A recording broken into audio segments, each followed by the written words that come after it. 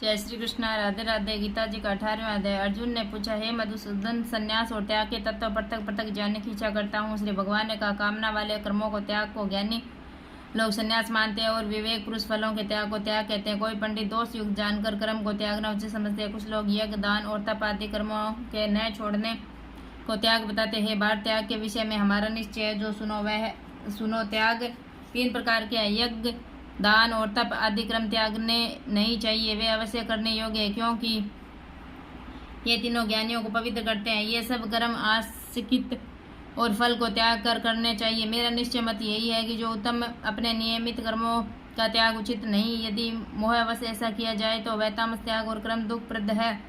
ये विचार करके और शरीर के क्लेश के भय से जो त्याग कहलाता है, उसे त्याग का फल नहीं मिलता, ये राजस त्याग कहलाता है। अर्जुन, अपना कर्म अवश्य करने योग्य फल तथा आसक्ति को त्याग जो किया जाता है वह कर्म सात्विक है। जो दुखदायक कर्म से द्वेष नहीं करता और सुखदायी कर्म से प्रीति नहीं करता, यह त्यागी सत्यशील बुद्धिमान मुक्ति के योग्य है। देहधारी संपूर्ण कर्मों का त्याग नहीं कर सकता। कर्म फल त्याग कर कर्म करने वाले त्यागी और कर्म फल 3 प्रकार के हैं, अनिष्ट, इष्ट और मित्र। जो त्याग नहीं करते हैं उनको ये बनने के पीछे मिलते हैं, योगियों को कभी नहीं मिलते। शरीर, वाणी और मन से भला या बुरा जो काम आरंभ किया जाता है, उसके 5 कारण ऐसे होने पर भी जो केवल आत्मा को ही करता जानता है, वह दुर्मित कुछ नहीं जानता। जिसको ये अहंकार नहीं है कि मैं करता हूँ और जिसकी बुद्धि कर्मों से लिप्त नहीं है, वह मनुष्य प्राणियों को मारकर भी उनको नहीं मारता और उनमें नहीं बंधता। ज्ञान, श्रेय और ज्ञाता,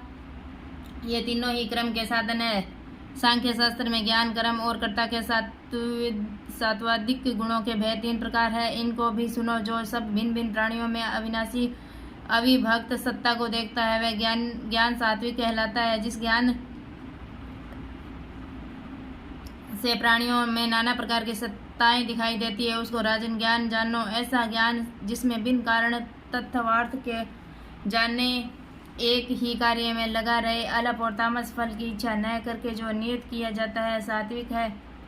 जो फल की इच्छा से अहंकार से बड़े यत्न से किया जाता है, वह कर्म राजस है। जो कर्म परिणाम, धन का खर्च, दूसरे की पीड़ा और अपना पुरुषार्थ न जानकर मोहवश किया जाता है, वह तामस कर्म कहलाता है। संग में रहित अहंकार, धैर्य और उत्साह युक्त, सिद्ध और असिद्ध में समान जो रहता है, वह सात्विक करता है। रोग मुक्त, फल का इच्छुक, लोभी, हिंसक, अपवित्रता, हर्ष, शोक से युक्त राजस कहलाता है। चंचल चित्त वाला, नीच मूर्ख, दूसरों की बुराई करने वाले, आलसी, विवादी और दीर्घ सूत्री और तामस करता कहलाते हैं। ये धनंजय गुणों की तरह बुद्धि और धैर्य के भी 3 भेद है, उनको विस्तार से कहता हूँ, सुनो। बुद्धि प्रवृत्ति, कर्तव्य, अकर्तव्य, भय और अभय का बंधन, वह मोक्ष को जानता है। वह सात्विकी के पार्थ, जिससे धर्म और अधर्म, कर्तव्य और अकर्तव्य ठीक निश्चय नहीं होता है।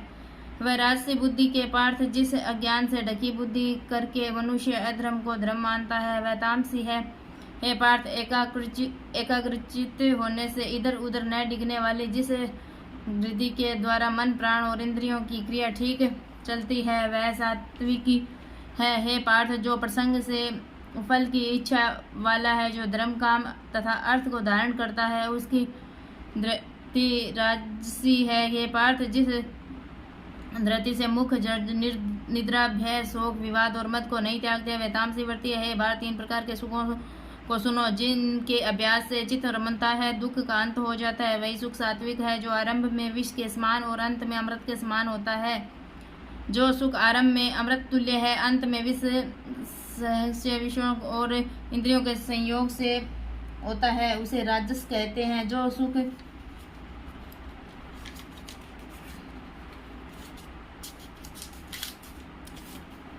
आदि और अनंत दोनों में मनुष्य के मुंह में फंसता है, और जो नींद, आलस्य और प्रमाद से उत्पन्न होता है, वही तामस है।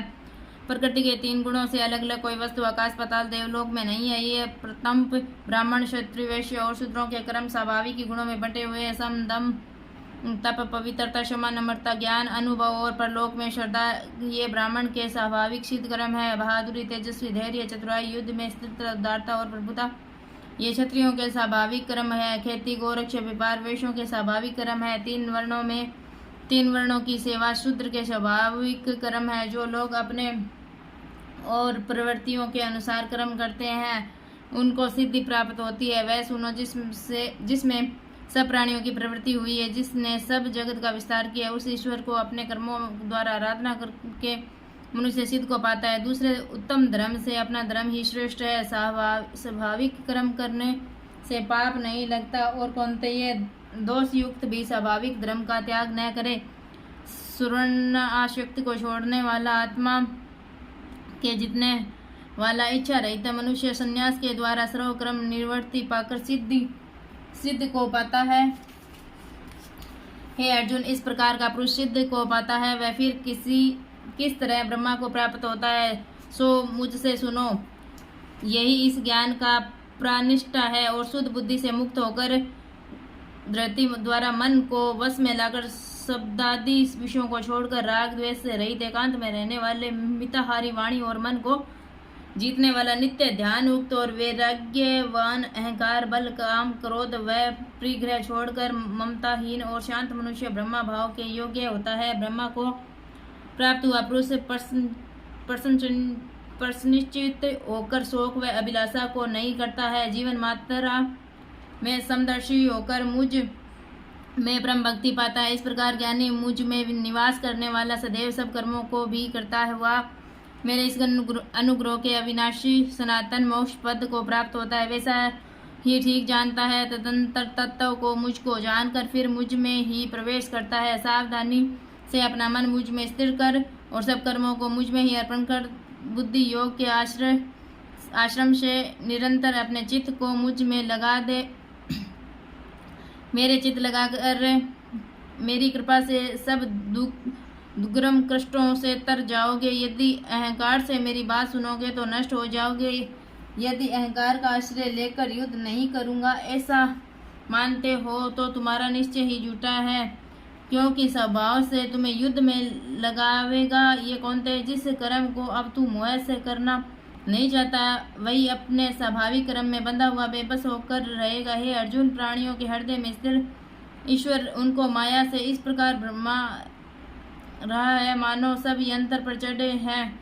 हे भारत, इस भाव से उसी की कृपा से परम शांति और मुक्ति को पाओगे। यह गुड़ ज्ञान में तुम्हें कहता हूँ, इसे भली भांति विचार कर ऐसे चाहते हो वैसा करो।